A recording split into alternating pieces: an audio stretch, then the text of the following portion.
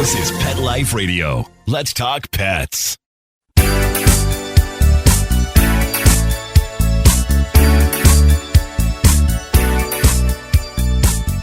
Hello, you're listening to Animal Party on Pet Life Radio with me, Deb Wolf.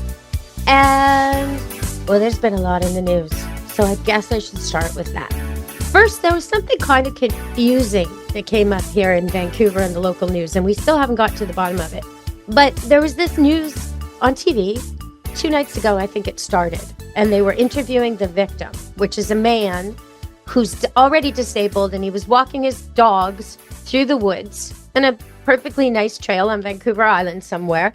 And this is awful. Okay, so he's got 2 dogs. One looks like a shepherd cross of some kind, medium size, and the other looks like a lab. But if you really look closely, it's a pit bull lab. At least that's what I think. Anyhow, so he says he's wandering around and he has these 2 nice dogs and they're off leash and they're both very friendly. And all of a sudden he can tell that there's something wrong with one of his dogs. It's disappeared in the woods. He goes to find it a few feet away and it's been hacked very, very badly by a machete. And there's a man standing there with the unsheathed machete. And the victim, the man who owned the dogs, reports that he's with a woman and the woman is laughing, like as if this is funny, as he's basically trying to kill his dog. So he gets the dog out of there and gets it to vet emergency and it undergoes all this surgery and the dog is fine. Okay, so the dog is okay. He's wearing a cone collar. He's going to be okay. So the news story was all about, how these suspects attack this dog and be mindful if you're a dog walker, watch out when you're in the woods. Maybe somebody with a machete is some crazy person who's going to come. And so that was kind of the way the story was playing for a day or 2. And then the police investigated it more and released official statements about it, saying that actually the dog attacked the man. Now, why the man would have an unsheathed machete in the woods is kind of confusing to me. You don't really do that here. So, I mean, maybe pepper spray or bear spray if you're worried about being attacked by a dog, maybe a big stick. And why are you worried about being attacked by dogs? And then, so according to the person who injured the dog attacked them. He saw this pit bull come out of nowhere and attack them, and so he swung at it. So they're not going to charge this guy. And I'm just like kind of perplexed. What really happened there? What was really going on there? Did the dog bark at them? Did the dog scare them? Was the guy carrying a machete because he'd been attacked before? What is going on with this story? Something is missing.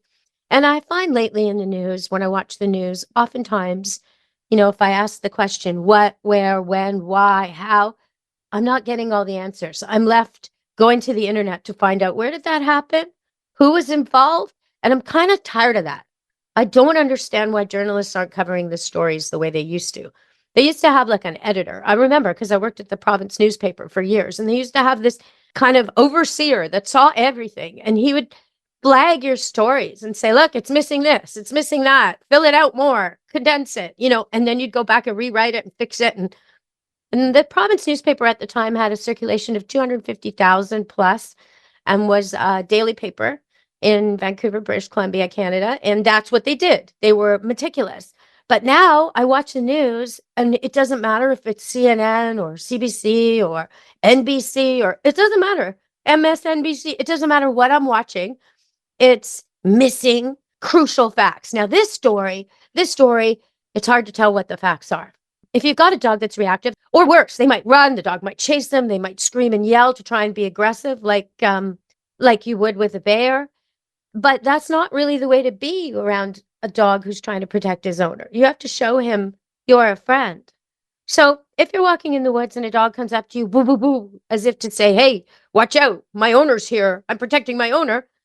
Well, the response is, hi, doggy, or call out to the person, hello, I'm here.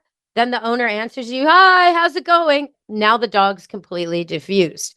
There's a good way to react to this kind of situation. The dog's just doing his job, alerting the owner that there's some people in the woods that the owner doesn't know are there, and possibly there's a threat there.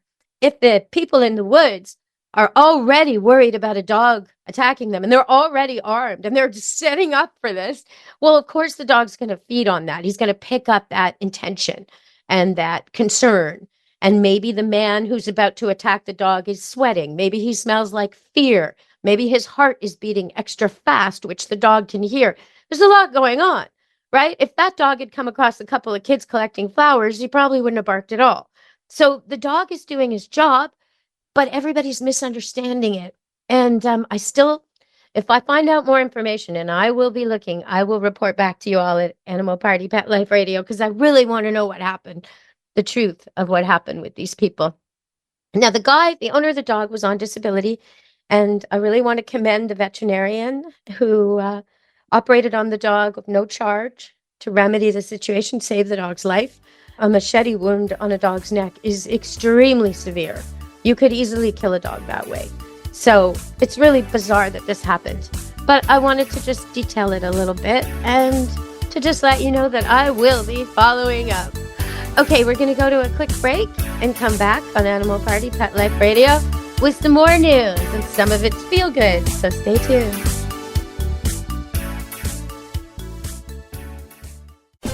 This is Deborah Wolf, host of Animal Party on Pet Life Radio.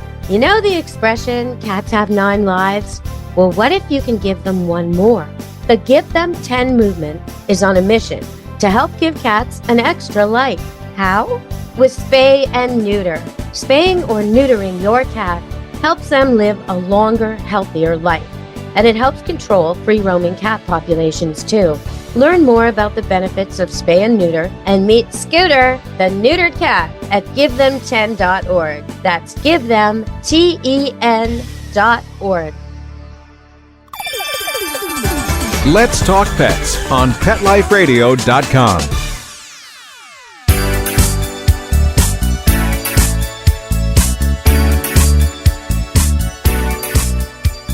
Hello, you're back on Animal Party Pet Life Radio. There's a lot of news going around, animal news, so we're going to spend a show kind of covering most of that. There's been so many topics that have come up in the last few weeks, and I feel like I got to clear them off my desk before I can do another show with a guest and talk about the guests' goings on. So for now, we're going to go through the news a little bit, a little rundown. And there was something I just caught that I thought was a beautiful sentiment. There's an organization called Gaia, and they bring horses and dogs and different animals to children who are very, very sick. And one of the kids is quoted. I saw her on the news, and I was just almost got teary over this one. She's probably not going to live long. She's a little girl, and she's pretty sick, and she's in the hospital, and she's hugging this dog, and they interview her, and they say, "What's this like for you?" basically. And she answers, she says, "This dog is my pain medicine without tablets." I just thought that was brilliant. So I wanted to share that with you because that's what a good service dog does. Now, speaking of service dogs, a blind woman was refused a ride with a seeing eye dog. Now, this could be anywhere. It was in the Lower Mainland where I live, but it could have been anywhere. It's still happening. So if you're ever in a situation where you're trying to board a bus or a plane or get into a taxi and you see, because you've got sight, you see a person without sight trying to get in with their seeing eye dog and they're being interfered with, stick up for them. That's what we need to do. We need to say to that bus driver, taxi driver, stewardess, whoever it is, flight attendant, whatever, hey, this person is seeing impaired. They have a right to bring that dog on. Now, I know there's a lot of people bringing dogs and cats and ferrets and who knows what on, saying they're service animals, saying they help them with their anxiety. But this is something else. This is someone with a registered, certified, fully trained dog. It's not going to cause a problem anywhere. And the person has a right. A right. It's not a privilege. It's not a, oh, well, if we feel like it, if there's enough room. No. A blind person with a registered service dog has a right to travel with that dog, a right not to be separated from that dog. So please, everybody, if you care about people and you care about dogs and you want the world to run better, stand up for these people because they need your help when they're being refused entry. You know, they get these terrible hassles, right? They have to rebook the flight. They can't go. They miss their events. It's already hard enough for a seeing impaired person to travel, but they add extra obstacles when they refuse them like this. And in the end, yeah, maybe if they have enough money and connections, they can sue, or maybe they can make a big stink with the press and get some money back. But honestly, they'd much rather just make the flight. So if you can help them by saying, hey, this person deserves to ride, let them on. it'll help them so much. So let's stand up for people with true, legitimate, certified service dogs who want access, because it's the right thing to do. It's the right thing to do. All right, we're going to go to another break and come back and talk about some more news and a little bit of dog behavior on Animal Party Pet Life Radio. Stay tuned. Need the perfect gift for the cat lover in your life? Check out ComfortDiva.com. We have cat-tastic gifts to make you smile, like cat-themed tote bags, kitchen towels, quirky mugs, and stylish t-shirts. For holiday gifts or anytime, ComfortDiva.com has it all. Treat the cat lady in your life to something pawsome and save 20% with coupon MEOW20. Visit ComfortDiva.com today, because every cat lover deserves a little comfort. ComfortDiva.com, where comfort meets catitude. Let's talk pets Let's talk pets on Pet Life Radio. Pet Life Radio. PetLifeRadio.com.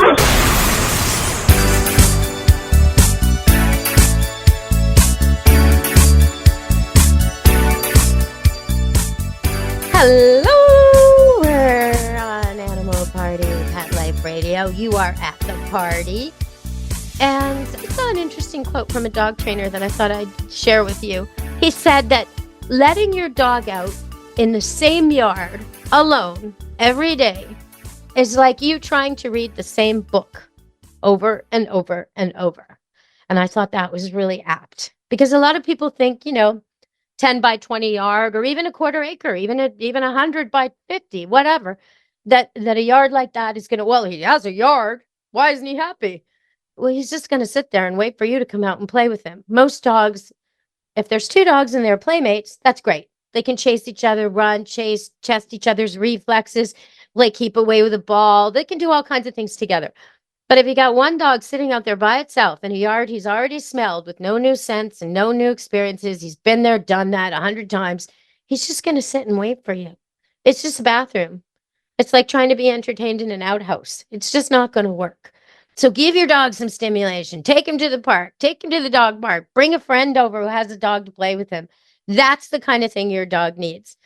It's sometimes I run into customers who are here for training. They come to Camp Good Dog and they have a very athletic dog, maybe a Weimaraner, a Border Collie, a Pointer, like that, like the one that Cricket, the one that lost its life because of that silly politician.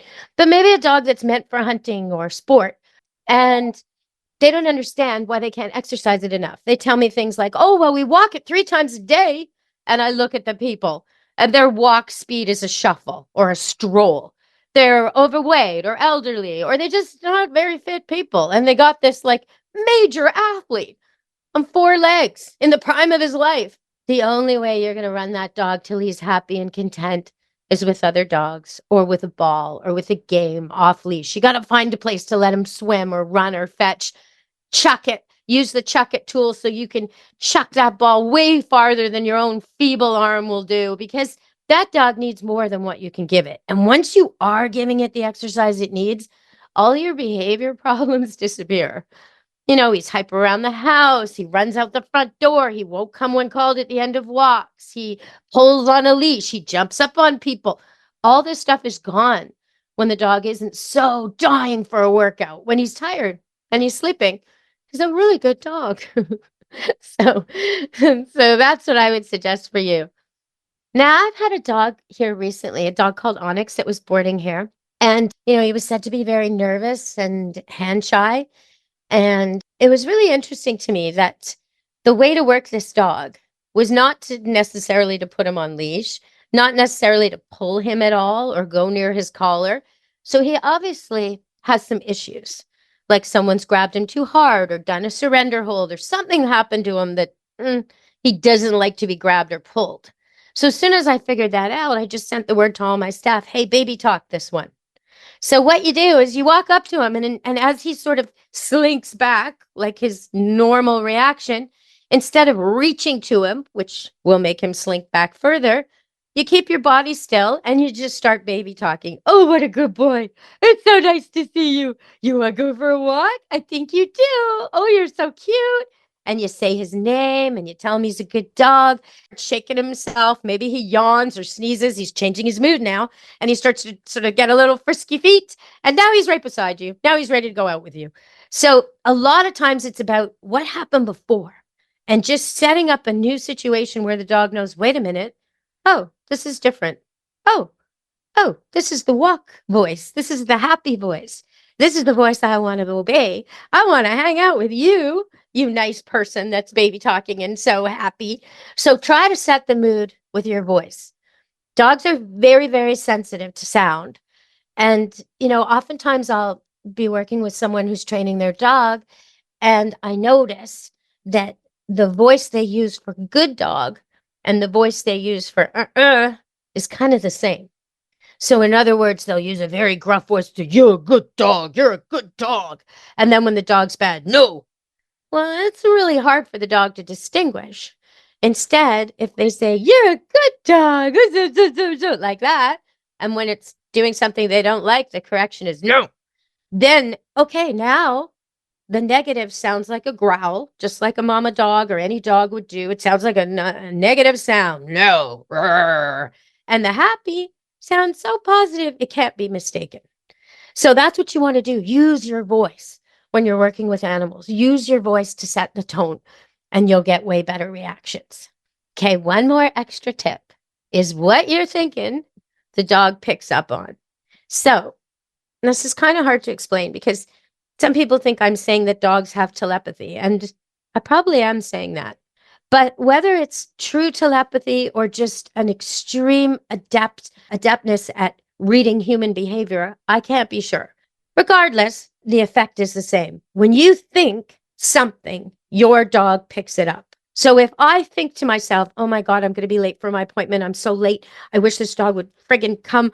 I can't stand this. I'm one more minute and I'm going to stress out. Oh, no. Okay, all that, your dog's picking up and he's going, I don't want to go anywhere near her. I don't know if she's mad at me. I don't know what's going on, but this isn't good. I'll just look the other way and pretend I don't hear her calling me because we're at the dog park and I like it here. Now, if on the other hand, the owner knows they're getting stressed and all that, but they say to themselves, okay, take a few deep breaths, and we'll just, kind of focus on a positive thought. Picture your dog coming to you as you say the word come. Say it in a happy voice. Walk away so your dog sees that you're actually going to do something. Maybe pick up a ball and play with it yourself. Do something that shows the dog you're happy, you're in a good mood, and when he joins you, it'll be a happy thing. If you do that, your dog's so much more likely to come than if you're standing there venting and fuming and thinking all these negative thoughts. Your body posture will change, your attitude will change. Everything you send out, the whole vibe changes, and your dog says, wait a minute, that's my favorite person doing something fun. I'll go check it out, and boom. Now, if you're listening to this and you say, that would never work with my dog. When I go to the dog park, all he cares about is the ball. He'll follow anyone with the ball. Okay, if that's your situation, you need more training. Take your dog to that same park with a big long rope and teach him to come right then and there. Teach him that you are the most fun thing in that park. He can wander around and then you say come and reel him in like a fish and give him the ball and play with him a little bit and cuddle him, wrestle him, do whatever he likes so that he wants to come again. Then ignore him for 5 minutes. Let him wander around, sniff things, call him again. Make it so happy that he just can't wait for you to call him. Do this a lot. And when you do, eventually decide to do off-leash walks. Start your off-leash walk with a long leash. So you're showing him on this day in this park, if you come, I'll be happy and we'll celebrate. And if you come, the walk won't be over. You'll get to go again. Because a lot of our dogs think come when called means the walk's over. So you have to call them throughout the walk. So it's happening. Give them a little treat, send them again. Give them a ball, send them off again. Over and over. So when you do call him at the end of the walk, he doesn't know it's the end of the walk. That's the way to go if you've got a dog who holds out on you. So, oh my goodness, I have so much more to cover. It's a good thing I'm on every week because I'll be back next week to give you more. I did want to tell you a little bit about some sentimental adoptions that I've had. But before I do that, I'm going to tell you about Magic. Yeah, no, I did tell you about Magic. Magic is the dog that got hurt And he's doing well, the dog who got hurt by the machete. So I got a little bit confused there, but Magic is doing very, very well. There's an animal group, a rescue group that I just wanted to talk a little bit about before we end the show. And that is a Norwegian animal rescue group. And they're saving the animals left in Ukraine. They're leaving no pet behind. And I'm looking at a picture of a woman evacuating with her cat from Ukraine. And so many of the pets there were in trouble and left and in, a destitute situation with bombs going off. And so it's really wonderful that there are organizations out there doing this work and saving the animals of Ukraine. Because anytime there's a war zone, the animals are affected, and it's certainly not their fault. So I think we've run out of time today. Sorry to say, because I have so much more to talk about. Well, I'm just going to leave you with a cat tip then. Oh, no, I want to talk to you about cones, because in a previous show, I was talking about cone collars. This is important. And I was saying that I love the soft cone collar, which is true. I buy them on Amazon, and they have Velcro on them, and I get one that's larger than the dog's head, always a size larger, because otherwise they can kind of scrunch it up and get at their stitches. And that was working really well. But I do want to tell you that it stopped working. So you have to be monitoring. If you've got a dog that's had stitches or a wound and it's supposed to wear a cone collar, and you feel so bad that you take the cone collar off and you think, okay, I'm just going to give him a little break. Tie that dog to you. Put him on a leash and put the leash around your waist, because it's very easy to forget for a second. And the dog goes out to the bathroom, or he goes into another room and rips all his stitches out. Or in the case of a female who's just been spayed, rips her stitches out and her organs are lying on the floor. Bad, bad, bad, nasty. And if you have to have a surgery redone, it's extremely expensive, but also very difficult for the veterinarian, because the dog will mess it all up. And then there's very little skin tissue left to tie to secure the wound at the end. So you really, really want to avoid this. So here I am, 1 week after spaying 2 dogs, and the soft cone collars are working great, and everybody seems comfortable and happy.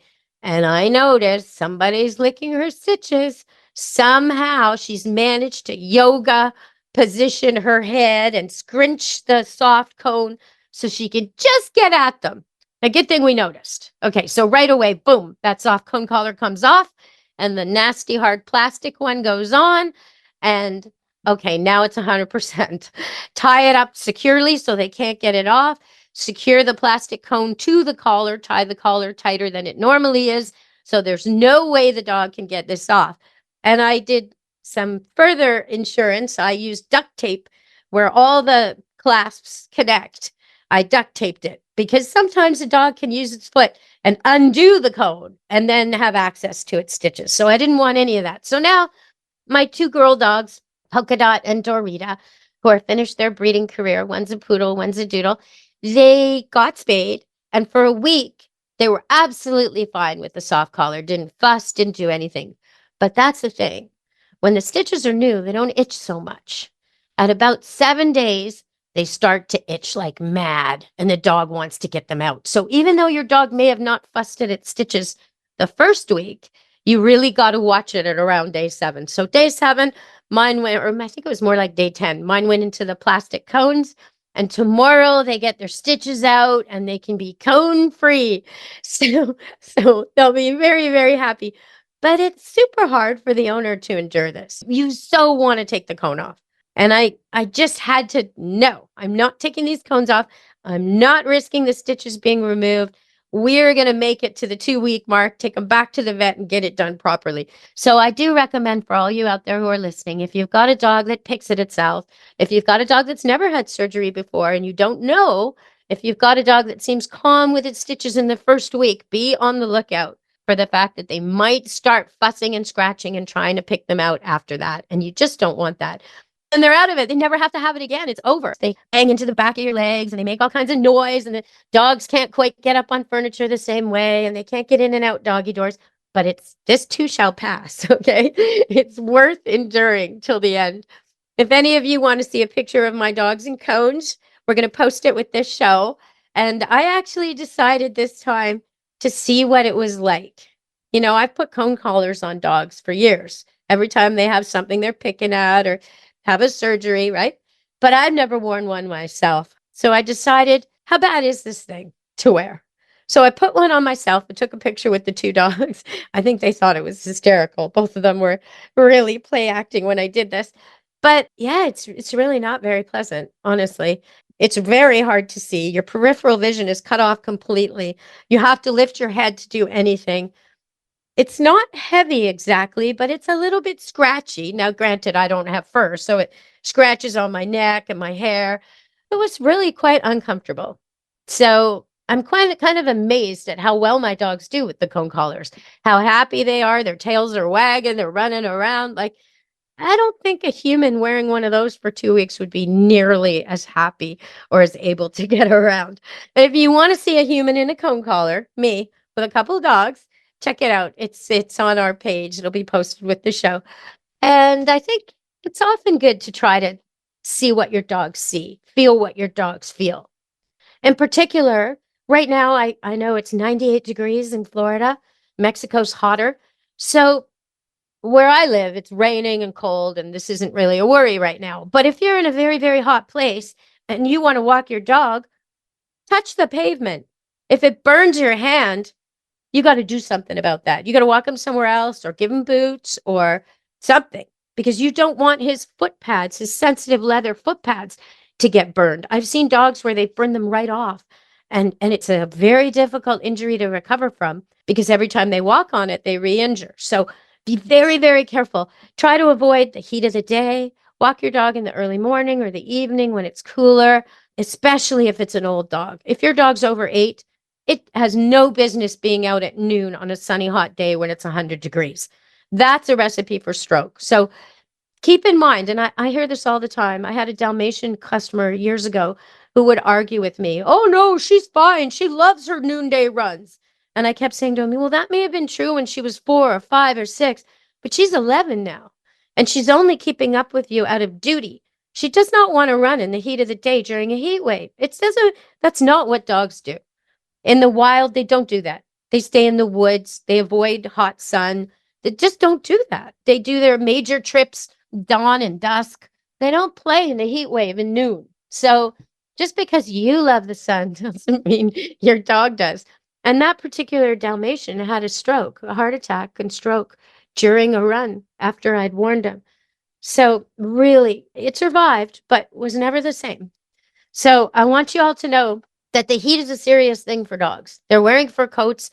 They don't have great temperature control. They need shade, they need water, and they need cool place to walk. So some of that grass in Florida, that artificially watered grass, because it's so hot there, it can be so sharp. It can be like blades. Run your hand along it. If it cuts your hand, don't walk your dog on that grass. Really, really think about where you're taking your dog and the time of day when you're in a heat wave. They should always have water, always have access to shade. And if you do think your dog's gotten dehydrated or overheated, wet him down with cool water, not cold water, and keep him in the shade and give him lots to drink. Sometimes Gatorade can help a lot. If a dog, you put a little bit of Gatorade in their water and give them a choice. So they have fresh, plain water as well as the Gatorade flavored water. Sometimes that can help a lot to just revive a dog quickly. But if you're really worried about it, go to the vet, because it can be very, very serious. And I don't want dogs dropping from the heat. Okay, everybody, that was your word to the wise from Animal Party Pet Life Radio. From me and the station, be good, dear animals. Let's Talk Pets, every week on demand, only on PetLifeRadio.com.